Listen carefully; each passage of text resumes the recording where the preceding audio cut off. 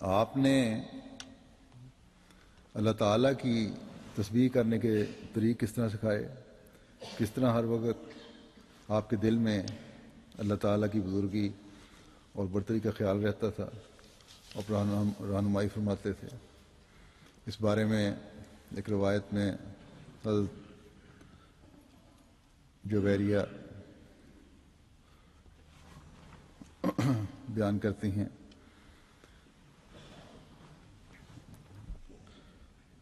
کہ صبح کی نماز کے وقت حضرت صلی اللہ علیہ وسلم میرے پاس سے گئے. اس وقت میں مصلی پر بیٹھی تھی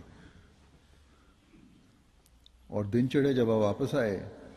تو میں اس وقت بھی مصلی پہ بیٹھی ہوئی تھی اور ذکر کر رہی تھی، تسبیح کر رہی تھی. تو آپ نے پوچھا تم صبح سے اس حال میں یہاں کیا بیٹھی کر رہی ہو؟ میں نے عرض کی کہ میں تسبیح کر رہی ہوں،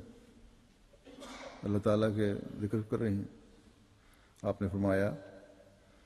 میں نے اس کے بعد جب سے میں یہاں سے گیا ہوں اور اب آیا ہوں صرف 4 کلمات 3 دفعہ دہرائے ہیں. اگر ان کلمات کا موازنہ میں تمہارے اس سارے وقت کے ذکر اور تسبیح سے کروں تو میرے کلمے جو ہیں وہ بھاری ہیں، جو یہ ہیں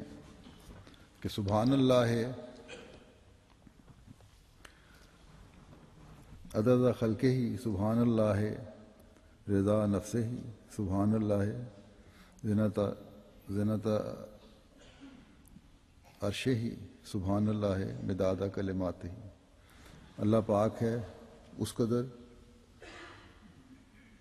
جتنی اس کی مخلوق ہے، اللہ پاک ہے جس قدر اس کی ذات یہ بات پسند کرتی ہے، اللہ پاک ہے جس قدر اس کے عرش کا وزن ہے،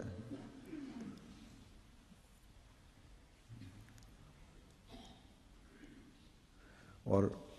یعنی بے انتہا پاک ہے، اور اللہ تعالیٰ پاک ہے جس قدر اس کے کلمات کی سیاہی ہے. ایک تو اس سے حضرت صلی اللہ علیہ وسلم